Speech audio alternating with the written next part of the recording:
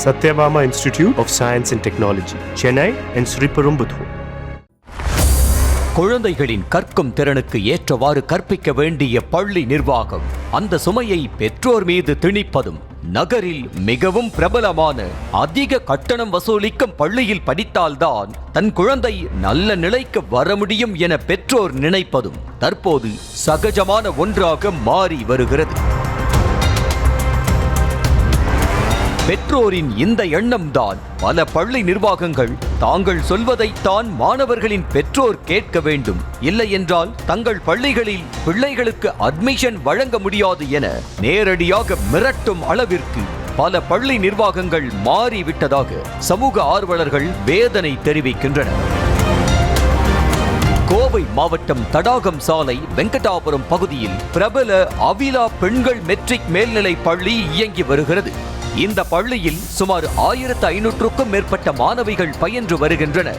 இந்த நிலையில் இப்பள்ளியில் 2ஆம் வகுப்பு படிக்கும் மாணவிக்கு கற்றல் திறன் குறைவாக இருப்பதாகவும் சரியாக படிப்பதில்லை எனவும் பள்ளி நிர்வாகம் பெற்றோரை அழைத்து புகார் தெரிவித்ததாக கூறப்படுகிறது.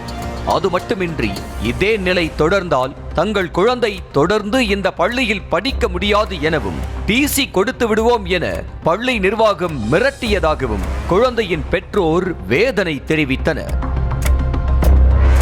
இதற்கெல்லாம் மேலாக முத்திரை பத்திர தாளில் மாணவி சரியாக படிக்கவில்லை என்றால் பெற்றோரே மாற்று சான்றிதழை வாங்கிக் கொண்டு செல்ல வேண்டும் என பெற்றோரை வற்புறுத்தி பள்ளி நிர்வாகம் எழுதி வாங்கிக் கொண்டதாகவும் 2ஆம் வகுப்பு மாணவியின் பெற்றோர் தெரிவித்திருக்கின்றனர். பள்ளி நிர்வாகத்தின் இந்த செயல் பிற மாணவர்களின் பெற்றோர் மத்தியிலும் அதிர்ச்சியை ஏற்படுத்தி உள்ள நிலையில் பலரும் இதற்கு கண்டனங்களை பதிவு செய்து வருகின்றனர். நெட், டெட், நீட் என பள்ளி கல்வி முடிந்து அடுத்த கட்டத்தை நோக்கி செல்லும் மாணவர்களுக்குத்தான் பல நுழைவுத் தேர்வுகள், இன்னல்கள், பிரச்சனைகள், மன அழுத்தங்கள் உள்ளன என பார்த்தால் 2ஆம் வகுப்பு படிக்கும் மாணவிக்கு இந்த பள்ளி நிர்வாகம் அளித்துள்ள மன அழுத்தம் எல்லாவற்றுக்கும் மேலானதாக உள்ளது என சமூக ஆர்வலர்கள் விமர்சிக்கின்றனர்.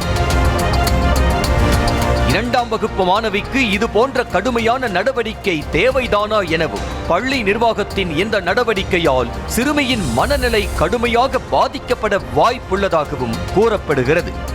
நியூஸ் தமிழ் செய்திகளுக்காக செய்தியாளர் Arun. Satyabama Institute of Science and Technology, Chennai and Sriperumbudur.